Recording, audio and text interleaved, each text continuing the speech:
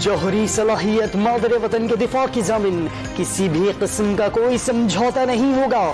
Chairman joint chiefs of staff committee general Nadeem Raza کا دو ٹوک پیغام۔ نیوکلیئر پروگرام کو عوام اور سیاسی جماعتوں کی حمایت حاصل ہے، بے بنیاد اور غیر ضروری تبصروں سے گریز کرنے کا مشورہ۔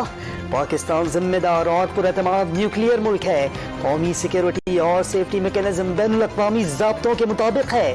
Deputy chairman national command authority general Nadeem Raza کا سیمینار سے خطاب۔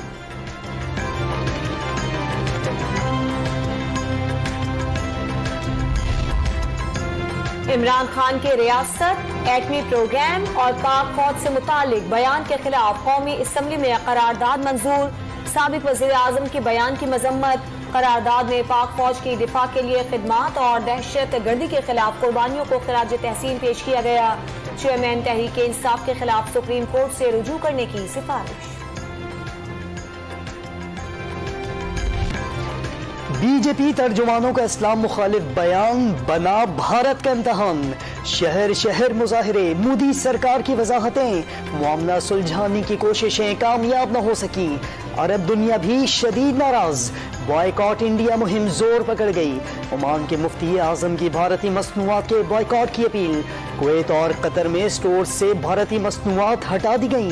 ایران، قطر اور کویت میں بھارتی سفیروں کی طلبی۔ سعودی عرب، افغانستان، کینیڈا اور OIC نے توہین آمیز بیانات قابل برداشت قرار دے دیے۔ گستاخانہ بیانات نے بھارت کے لیے سفارتی اور معاشی محاذوں پر خطرے کی گھنٹی بجا دی۔ اسلامی دنیا کے بڑھتے غصے کو دیکھ کر مودی سرکار کے اوسان خطا۔ خلیج تعاون کونسل کے ساتھ اربوں ڈالر کی تجارت اور لاکھوں بھارتیوں کا روزگار خطرے میں پڑ گیا۔ ایرانی وزیر خارجہ کا دورہ نئی دہلی بھی متاثر ہونے کا امکان۔ بھارتی حکمراں جماعت بی جے پی عہدیداروں کے گستاخانہ بیانات پر پاکستان کا شدید احتجاج۔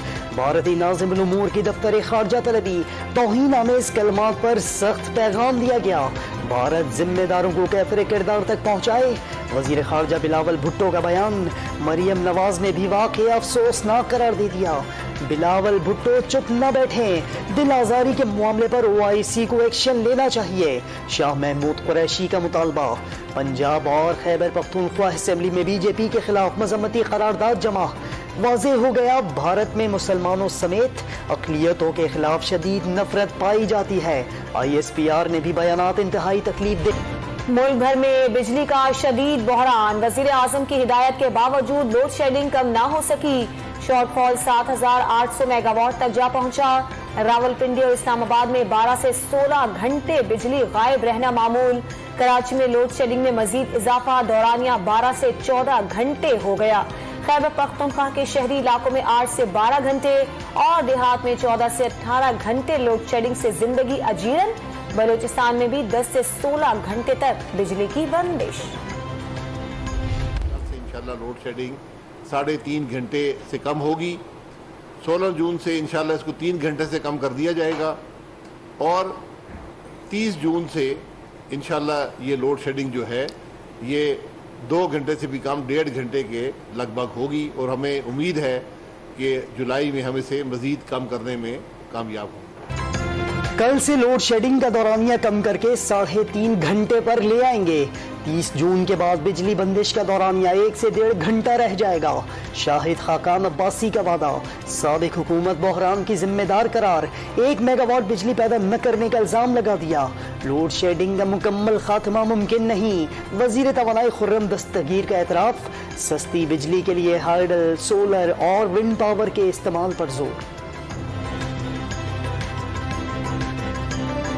لوڈ شیڈنگ ختم نہیں ہوگی، کچھ نہ کچھ ضرور رہے گی، لیکن ایک واضح بہتری کا امکان جو ہے وہ پیدا ہو گیا ہے۔ وزیر اعظم نے ہمیں ہر قسم کے وسائل فراہم کرنے کا جو ہمیں حکم دے دیا ہے ہمارے لیے۔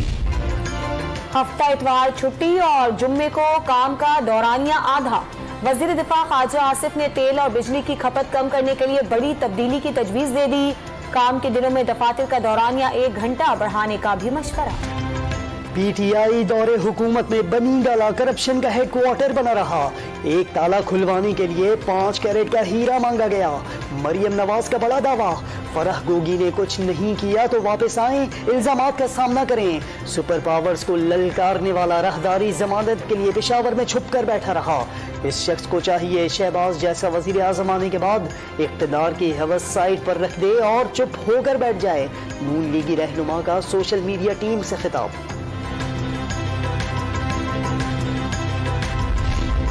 سینٹ میں بھی عمران خان اور اہل خانہ پر الزامات کی گونج۔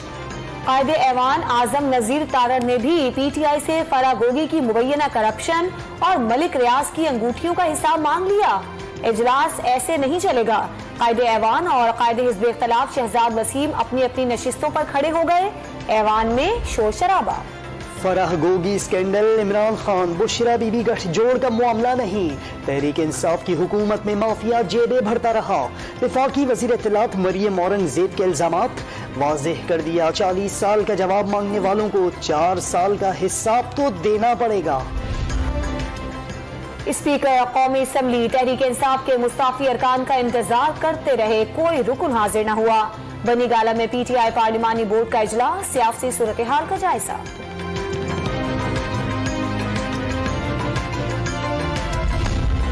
حکومت الیکشن کی تاریخ کا اعلان کرے، عمران خان بات چیت پر راضی ہو جائیں گے۔ سابق وزیر داخلہ شیخ رشید کا مشورہ، اسی سال الیکشن ہوتے بھی دیکھ لیے۔ حکومت کے خوف زدہ ہونے کا دعویٰ۔ Lahore high court Rawalpindi bench میں پیشی، لانگ مارچ توڑ پھوڑ کیس میں 1 لاکھ روپے کے مچلکوں پر ضمانت قبل از گرفتاری منظور۔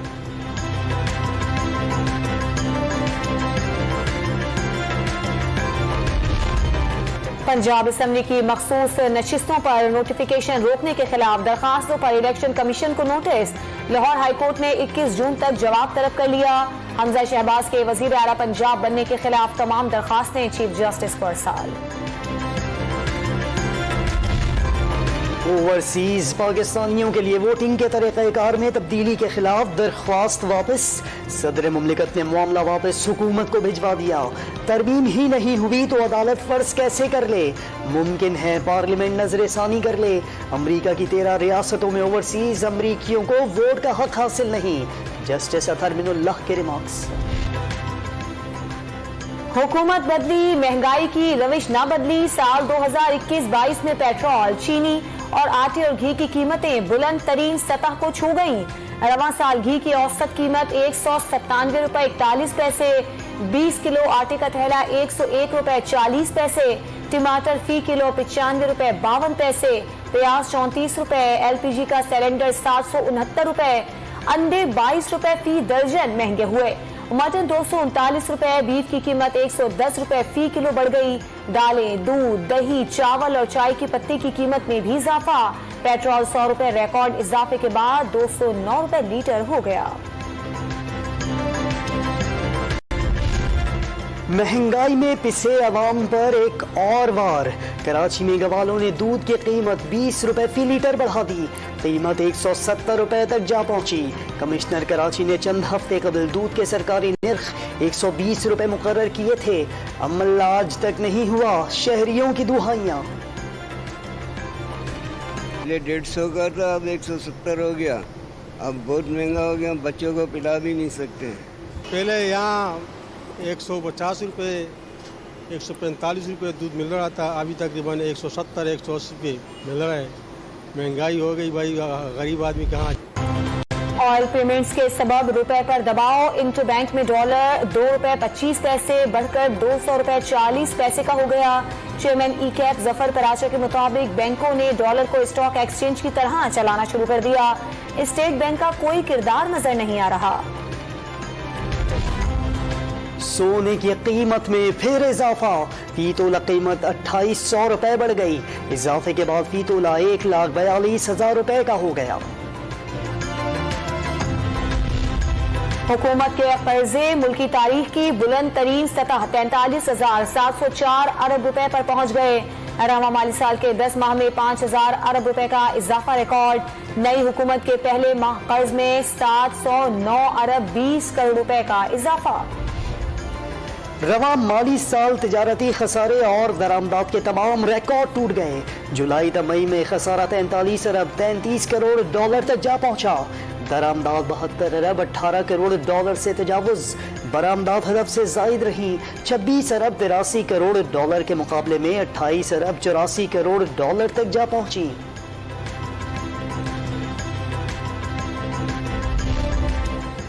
آئندہ بجٹ میں کورونا سمیت قدرتی آفات کے لیے فنڈز مختص نہ کرنے کی تجویز، ایوییشن ڈویژن کے لیے 2 ارب 42 کروڑ 38 لاکھ، سرمایہ کاری بورڈ کے لیے 80 کروڑ 75 لاکھ، کابینہ ڈویژن کے لیے 60 ارب اور موسمیاتی تبدیلی ڈویژن کے لیے 9.5 ارب روپے مختص کیے جائیں گے۔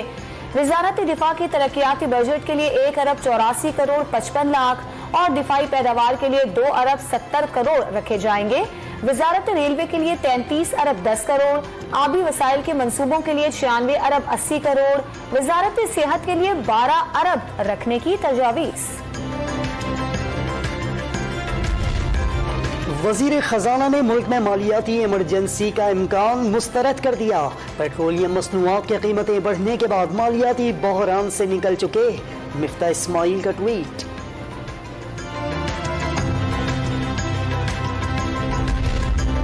شیریں مزاری کو حراست میں لینے کا معاملہ، تحقیقات کے لیے حکومت نے خصوصی کمیشن قائم کر دیا، کمیشن 5 ارکان پر مشتمل، کیبنٹ ڈویژن نے نوٹیفیکیشن جاری کر دیا، دفاتر اور دیگر سہولیات کے لیے چیف کمشنر کو خط لکھ دیا گیا۔